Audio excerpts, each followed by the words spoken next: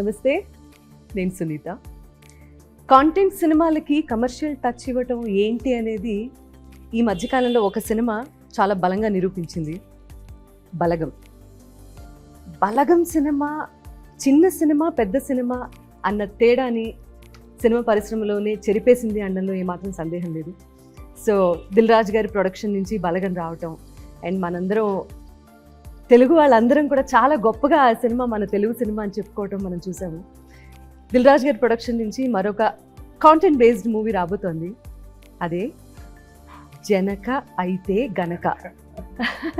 దిల్ రాజు గారు and team రెడీగా ఉన్నారు ఇక్కడ. జనక అయితే గనక I mean too many confusions, too many question marks, too much of creativity ఉన్నటువంటి సబ్జెక్ట్ అని అయితే అనిపించింది సార్. బేసిక్గా టైటిల్ చాలా స్ట్రాంగ్గా నమ్మింది డైరెక్టర్ సందీపే. మాకు చాలా కన్ఫ్యూజ్ ఉండేది, నాకు రీచ్ అవ్వట్లేదు సందీప్ టైటిల్ అంటే. ఎప్పటికప్పుడు తన ఇంకా అదర్ టైటిల్ చెప్పినా ఫైనల్గా దీనికే రీచ్ అయ్యాం. సో తండ్రి అయితే గనక సింపుల్గా చెప్పింది, తండ్రి అయితే గనక. అయితే ఏంటియా లేకపోతే అయితే ఇలా ఉంటుంది అనా? తండ్రి అయితే ఇప్పుడున్న జనరేషన్లో పెళ్లి చేసుకోవాలన్నా యూత్ భయపడుతున్నారు, వాళ్ళకు కిడ్స్ కావాలన్నా భయపడుతున్నారు. సో వై అనే దాని మీద ఈజ్ అ మెయిన్ కాన్సెప్ట్గా తీసుకున్న సినిమా. జనరలీ ఈ సినిమాలన్నీ కూడా లైఫ్ ఎక్స్పీరియన్సెస్, లేకపోతే మన చుట్టుపక్కల జరిగితే మన ఫ్రెండ్స్ లైఫ్లో జరిగిన ఆ ఎక్స్పీరియన్సెస్ని బేస్ చేసుకొని సినిమా స్టోరీస్ అన్ని, ఎస్పెషలీ కాంటెంట్ బేస్డ్. పొరపాటున మీ చుట్టుపక్కల ఏమైనా జరిగిన స్టోరీ ఇది? మూమెంట్స్ చాలా జరిగాయండి నా లైఫ్లో, జరిగాయి, అందరిలో జరుగుతాయి ఫర్ షూర్. అట్లన్నిటిని క్యూములేట్ చేసి ఒక కథగా చేసి. కోర్ట్ పోర్షన్ అయితే జరగలేదు, కానీ మిగతా మూమెంట్స్, ఎమోషన్స్ అని ప్రతి ఇంటి ఎమోషన్ అండి, ప్రతి ఇంట్లో జరుగుతుంది. అంటే పిల్లల టాపిక్ లేని ఇల్లు ఉండదు కదా, పెళ్లి టాపిక్ లేని ఇల్లు ఉండదు కదా. సో దాని గురించి కట్ చేశాను. What a hero you are. అసలు ద వే మీ జర్నీ స్టార్ట్ అవటం దగ్గర నుంచి, the way you started off ఇండస్ట్రీలో ఈరోజు you are an inspiration. You are an inspiration అండి. Thank you. మీ లైఫ్లో జరిగిన ఇన్సిడెంట్స్ కి ఈ సినిమా టైటిల్కి ఏమైనా సంబంధం ఉందా? అది ఈ సినిమాలో వైఫ్ ఎమోషన్ నాకు చాలా కనెక్ట్ అయ్యాను. నిజంగానే కళ్ళంప నీళ్ళు తిరిగిన సెట్లో. అండ్ ప్యారలల్గా నా లైఫ్లో కూడా మా వైఫ్ ప్రెగ్నెంట్ అవుతాం, ఇట్లాంటివి కొన్ని ప్యారలల్గా జరిగినాయి. ఆ తండ్రిలో అయితే ఆలోచించారు కదా మీరు? ఆ స్టార్టింగ్లో నిజంగా ఆలోచించాను మేడం. అంటే పెళ్లి చేసుకున్న కొత్తలో అప్పుడు ఇంకా సెటిల్ అవ్వలేదు. అయితే మీ రియల్ స్టోరీ ఇది పొరపాటున రాసుకున్నారు, మిస్టేక్ నాకు కనెక్ట్ అయ్యింది బై మిస్టేక్. అండ్ మా ఫాదర్ ఎమోషన్ కూడా నాకు, గోపరాజు రమణ సార్ ఎమోషన్ నాకు నిజంగా అలా జరిగింది. ఓకే. సో బాగా కనెక్ట్ అయ్యాను, చాలా చాలా ఎంజాయ్ చేస్తూ చేశాను. ఎక్కువ ఫన్ ఉంటుంది, మధ్య మధ్యలో ఎమోషనల్ పార్ట్స్ ఏవైతే ఉంటాయో అవి నేను నిజంగానే చాలా ఎమోషనల్ ఫీల్ అయిపోయి చేశాను, ఫాదర్తో అండ్ వైఫ్తో ముఖ్యంగా. యువర్ వైఫ్ ఇస్ బెస్ట్ అనే పాట కూడా సూపర్ ట్రెండింగ్ సాంగ్ అయిపోయింది కదా. How do you feel about the song and the entire journey? So happy అండి, ఎందుకంటే యాజ్ అ బిగినర్గా like being a part of Dil Raju production, being a part of a good team, I'm feeling so happy and proud to be. First ఛాన్సే ఇంత మంచి opportunity రావటం. And Telugu cinema industry, how is the industry treating you? Actually, it's been like 4 years working in this industry and this is my 4th movie. So feeling so happy and they like whatever the character which I have done before, this will be something very best. Sandeep Suhasini పిలవడము, సుహాసిని ఇక్కడే నేను చేస్తాను sir అని ఇలాగే చేతులు కట్టుకుని నేను చేస్తాను sir. How humble he is. కమలా స్వాతిముత్యంలో కమలాసన్ గారు లాగా ఉంటాడు, చేతులు కట్టుకొని ఇలాగ, స్క్రీన్ మీద అలా కాదు. అంటే మనం ఈ సినిమా గురించి డిస్కషన్ కంటే బలగం గురించి ఎవ్రీ టైం టాపిక్ రావడానికి దెర్ ఆర్ మల్టిపుల్ రీజన్స్. అది ఒక కమర్షియల్ మూవీ అన్న టైటిల్ని మార్చేసింది. కమర్షియల్ మూవీ అంటేనే పెద్ద హీరో ఉండాలి, పెద్ద బడ్జెట్ ఉండాలి, అండ్ యూనో అంత బలగా ఉండాలి, స్టార్ కాస్ట్ అన్న మిథ్యలో నుంచి, అన్న అనుమానాలు అన్నింటినీ తొలగించి కాంటెంటే హీరో అని చెప్పి ప్రూవ్ చేసినటువంటి best films, one of the best films of Telugu film industry Balagam అని చెప్పచ్చు. అది ఎంతమందిని యాక్టర్స్ అవ్వడానికి ఇన్స్పిరేషన్ ఇచ్చిందంటే నాకెందుకో ఈ సినిమా కూడా అదే రేంజ్లో యూనో అలాంటి కోవకే చెంది, ఇంకా చాలామంది నటన అది టాలెంట్. మనిషి అంటే హీరో అనగానే ఇలాంటి లక్షణాలు ఉండాలి, ఇలా కనిపించాలి, హెయిర్ స్టైల్ ఇలా ఉండాలి, ఇలా స్టైలిష్గా నడవాలి, ఇటువంటి మిథ్యలన్నింటినీ తీసి పక్కన పెట్టింది. ఓన్లీ నటన ఎవరికైతే టాలెంట్ ఉంటుందో అది మాత్రమే బయటికి తీసుకొస్తుంది. And the way you are producing films అండి ఇలాంటివి, hats off to you sir, hats off. New talent నాది ఎప్పుడు నిన్న కూడా ఎవరో ప్రెస్ మీట్లు అడిగితే అదే చెప్పింది, దిల్ రాజు ప్రొడక్షన్ ఎందుకు పెట్టండి, I want encourage new talent. ఇప్పుడు దిల్ రాజుగా నేను 22 years అయిపోయింది, ఐఎమ్ సమ్వేర్. బ్రాండ్గా కానీ నేను తీసిన సినిమాలు కానీ ఇప్పుడు గేమ్ చేంజర్ లాంటి పాన్ ఇండియా సినిమాలు థాట్స్ మారిపోయాయి. So Dil Raju production I want new కమ్మర్స్కి ప్లాట్ఫామ్ క్రియేట్ చేయాలనే చేసింది.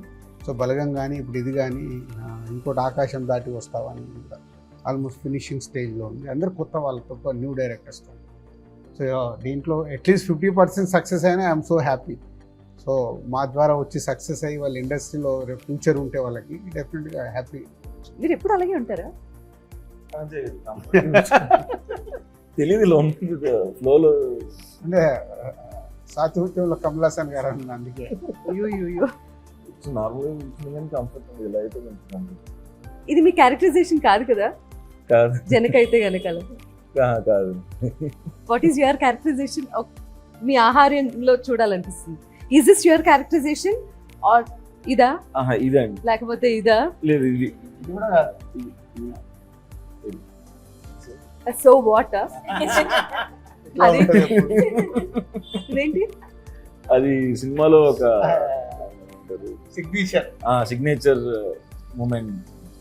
ప్రతి ఇంపార్టెంట్ సీన్ అప్పుడు ఇట్లా ఆలోచిస్తున్నప్పుడు ఇలా కొడతాడు అన్నట్టు. What's your problem? ఎందుకంత పిసినారితనంగా ఉండటం?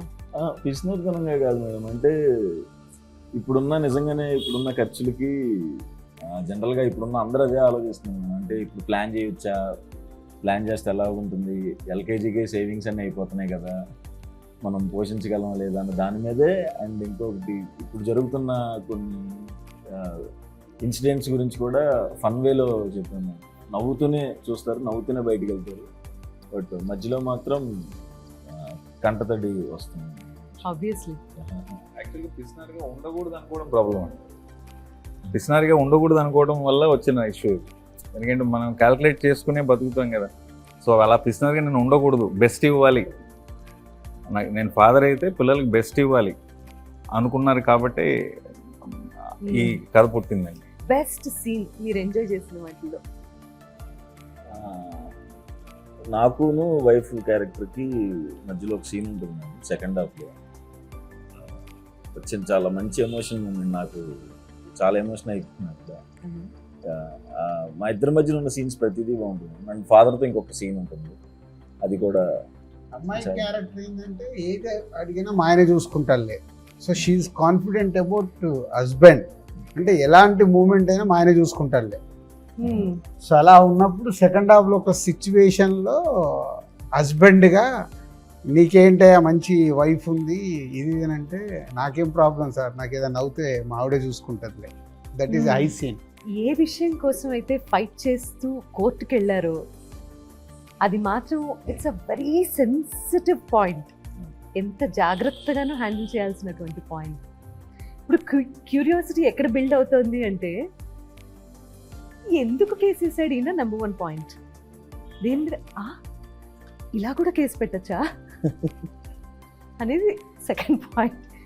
And most important point of the movie.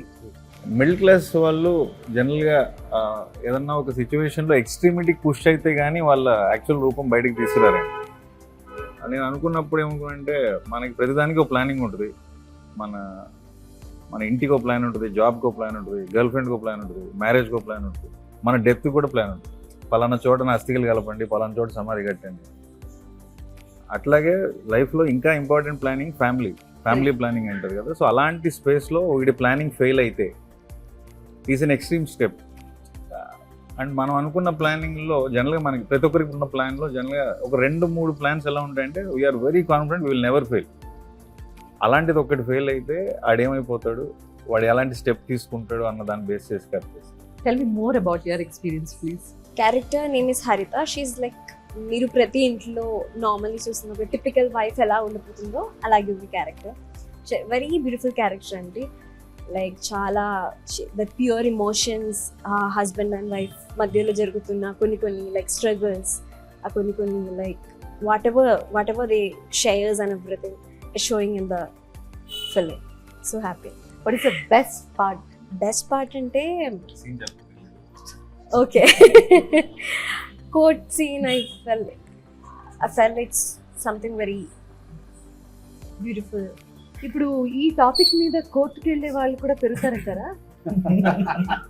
లేదు, అందరికీ వర్తించదు లేదు, ఆ సిచ్యువేషన్ అలా డిమాండ్ చేసింది. బట్ దీనివల్ల ఇన్స్పైర్ అయ్యి అసలు ఈ కథ చెప్పినప్పుడు కూడా నాకు బాగా ఇంకొక నచ్చింది ఏంటంటే, ఇట్లా సో మెనీ ప్రోడక్ట్స్ వాళ్ళందరూ కలిసి మార్కెటింగ్ చేస్తారు. మొన్నే నేను ఎక్కడ చూసా, సుమా గారి మీద కూడా మీరు ఇవి చేశారు మాకు నష్టపోయిందని ఒక రెవల్యూషన్. అంటే ఎనీ సెలబ్రిటీ ప్రమోట్ చేస్తారు. సో నిజంగా మిడిల్ క్లాస్ వాళ్ళకి ఓడింగ్స్ చూసి అవి చూసి కొనేస్తారు. దాంట్లో ఏదైనా ప్రోడక్ట్ కరెక్ట్గా లేనప్పుడు ఓహో ఇలా రియాక్ట్ అవ్వచ్చు అనేది జనకైతే కనుక చూసిన తర్వాత జనాలు రియాక్ట్ అవుతారేమో. అది సెన్సిటివ్ టాపిక్ అని నేనైతే అనుకోవట్లేదు.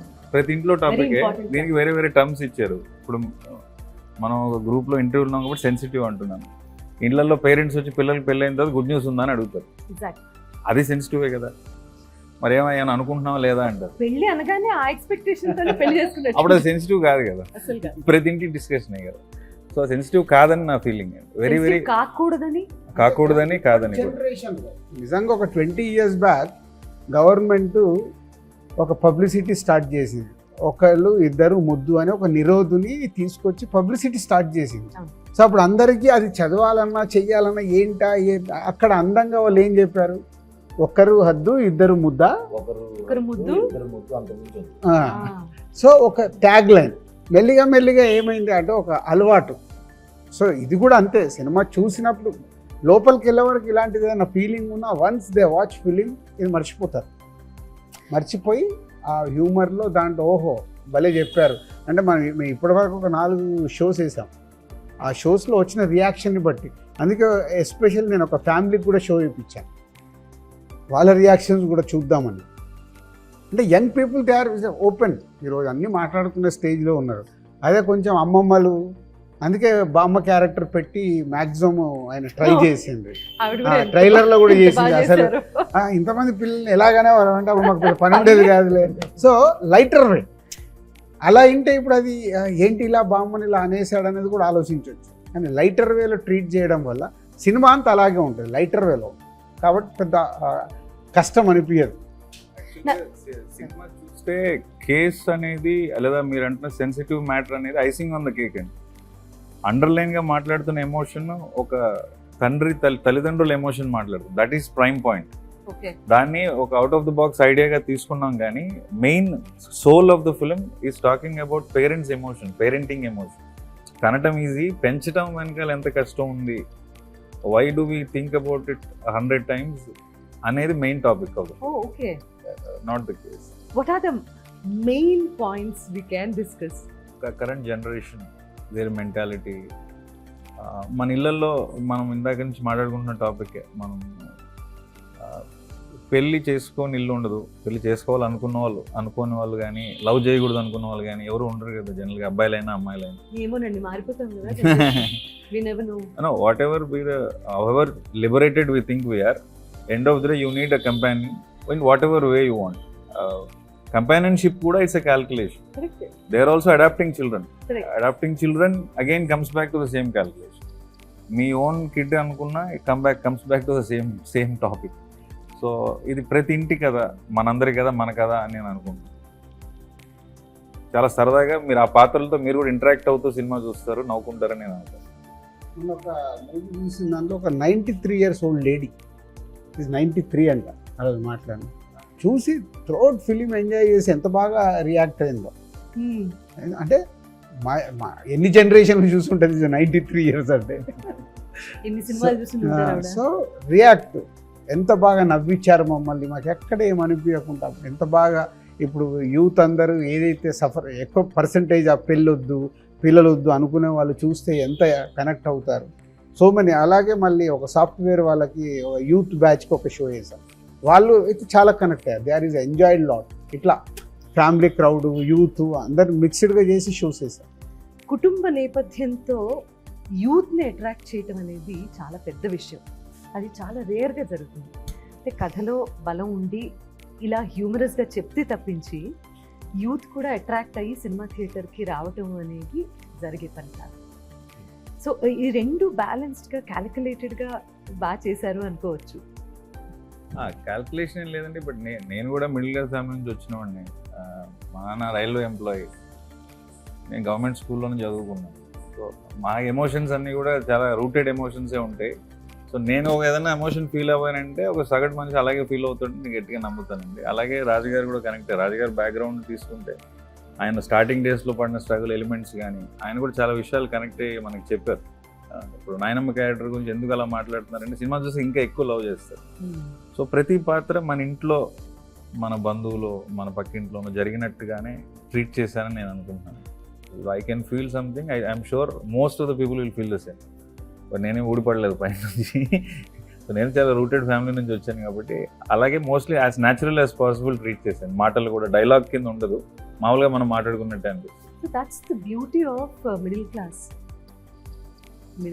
ఫ్యామిలీ బ్యాక్గ్రౌండ్ అనగానే అసలు జీవితం అంటే ఏంటో బాగా తెలుస్తుంది. అందులో నుంచే కష్టాలని కూడా హ్యూమర్గా మనం మాట్లాడుకుంటాం ఇంట్లో. జనరల్లీ ఒక కష్టం ఏదైనా వచ్చినప్పుడు అది సాల్వ్ చేయలేనప్పుడు middle class family, I'm from middle class of course, so ఆ బ్యాక్గ్రౌండ్ ఉన్నవాళ్ళు మాత్రమే ప్రతిదీ హ్యూమరస్ వేలో తీసుకొని దాన్ని సాల్వ్ చేసుకునే శక్తి కూడా తెచ్చుకుంటారు ఈక్వల్గా. So probably cinema I can see the success already అండి. హార్టీ కంగ్రాచులేషన్స్ ముందుగానే. Thank you. This film is a good film. So definitely ఫ్యామిలీతో కూడా అందరు చూసి ఎంజాయ్ చేసే film. They will enjoy cinema చూసేటప్పుడు. 60-70% నవ్వుతూనే ఉంటారు throughout cinema. Is 2 hours 15, 2 hours 20 minutes డ్యూరేషన్లో. So they will laugh. And already ఒక సాంగ్ సూపర్ హిట్ అయింది, నా నా ఫేవరెట్ పెళ్ళాం. అంటే అది ఇప్పటి వరకు ఒక వైఫ్ని పొగుడుతూ ఒక కాన్సెప్ట్తో డైరెక్టర్ అనుకొని చేయించింది అది, నా ఫేవరెట్ పెళ్ళాం అనేది. సో ఇప్పుడు అది ట్రెండ్ అయింది, రీల్స్ చేస్తున్నారు. జనక అయితే గనక మిడిల్ క్లాస్కి సంబంధించిన ఐ మీన్ ఇంతసేపు మాట్లాడుకున్న తర్వాత నాకు అర్థమైంది ఏంటంటే చాలా ఎలిమెంట్స్ ఉన్నాయి, హైలైట్ అయ్యేటటువంటి ఎలిమెంట్స్ చాలా ఉన్నాయి సినిమాలో. ఒక మిడిల్ క్లాస్ కథాంశంతో ఒక మిడిల్ క్లాస్ కుర్రాడి జీవితానికి సంబంధించి ఎనీ ఎక్స్టెంట్కి వెళ్ళిపోగలడు అని చెప్పేటటువంటి సినిమా. ఒక ఫ్రస్ట్రేషన్ వస్తే చాలు, he'll go to any extent. Condom company మీద కూడా కేసు వేయగలిగేంత ఫ్రస్ట్రేషన్ తెచ్చుకొని, సో ఏం చేశాడు, గెలిచాడా లేదా, ఫైనల్గా ఏం జరిగింది అనేది మాత్రం సినిమా చూసిన తర్వాతే అర్థమవుతుంది. సినిమా సూపర్ డూపర్ సక్సెస్ అవుతుంది అనడంలో సందేహం లేదండి. Congratulations once again. నాకు చూపించకపోయినా నా బెస్ట్ విషెస్. ఇదో లూపు. రాజ్ గారు కంగ్రాచులేషన్స్ అండి for all the success. Thank you. You being a star producer, చిన్న సినిమా పెద్ద సినిమా ప్రతి సినిమాకి ఒకేలా కష్టపడతారు, ఒకేలా ఆలోచిస్తారు, ఒకేలాంటి రిజల్ట్ కోరుకుంటారు. మీలాంటి వాళ్ళ ఇండస్ట్రీకి చాలా చాలా అవసరం. అండ్ అందరం బాగున్నాము అంటే మీలాంటి వాళ్ళు ఉండబట్టే. After 28 years we are doing like this. పెళ్లి పందిరి సినిమాకి అప్పుడు ఐఎమ్ డిస్ట్రిబ్యూటర్. ఆ తర్వాత మళ్ళీ ఇంకోటి చేసాం మణిరత్నం గారిది, అమృత. ఓకే బంగారం. ఓకే బంగారం చేసాం. రెహమాన్ గారు మణిరత్నం గారు వచ్చినప్పుడు రెహమాన్ గారు ఆ ఇంటర్వ్యూ తర్వాత నా చేత పాడించారు. Credit goes to him. Okay Bangaram తర్వాత థర్డ్. యాక్చువల్లీ ఆయన ట్రావెల్ స్టార్ట్ అయిన సినిమా ఏదైతే ఉందో దిల్, రాజు గారు దిల్ సినిమా తర్వాతే కదా I dub for that heroine. So అప్పటి నుంచి I know him very well. ఎంత కష్టపడి ఎలా పైకి వచ్చారో తెలుసు, అండ్ ఎంత ప్యాషనేట్ ప్రొడ్యూసరో తెలుసు. అలాంటి ప్యాషనేట్ డైరెక్టర్ ఇంకొక టెక్నీషియన్ని మనం ఇండస్ట్రీలో చూస్తున్నాం. అలాంటి passionate heroine. Thank you so much for your time అండి. Thanks for giving me this opportunity. Thank you. దేనికో మీరు మీ టైం తీసుకుని ఇంటర్వ్యూ చేయడం. నేను గులాబీ సాంగ్స్ నాన్ స్టాప్. నిన్న నా ఫ్రెండ్ యానివర్సరీ ఉంటూ నిన్న కూడా ఆ పాట పెట్టుకుని పాడారు, కేక్ కట్ చేసుకుని. నెవర్ ఎండింగ్ అండి, it will stay for long, timeless. Gulabi is a magical song. So thank you for those songs. ఆ సాంగ్ ఈ వేళలో నీవు అబ్బబ్బా కొన్ని అంతే ఇంకా. మా కాలేజ్ అమ్మాయిలందరూ మీలా పాడటానికి ట్రై చేసేవాళ్ళు మేడం, పాపం ఏది కాదు. వాళ్ళలో ఎవరో ఒకళ్ళు వాళ్ళ పాటతో మిమ్మల్ని ఇంట్రెస్ట్ చేయలేదా? మా వైఫ్ చేసిన డిగ్రీ క్లాస్మేట్. వండర్ఫుల్. మీరంటే చాలా ఇష్టం మేడం, మీ వాయిస్ అంటే చాలా ఇష్టం మేడం. ఇప్పుడు మనం ఫ్యామిలీ కదా, వీఆర్ ఫ్యామిలీ. మీరు మేము ఒక కుటుంబానికి చెందిన, మాకెందుకు వెళ్ళే షో వీళ్ళకి వేసాము వాళ్ళకి వేసాము. ప్రాబ్లం ఏంటంటే ఇక్కడ రామ్ ఆల్రెడీ చూసేశాడు, నేను ఎందుకు చూడలేదు? స్వామి అర్జెంట్ గా రేపు షో పెట్టండి స్వామి. మీరు కూడా ఒక రీల్ చేయించేది ఇవ్వండి మాకు.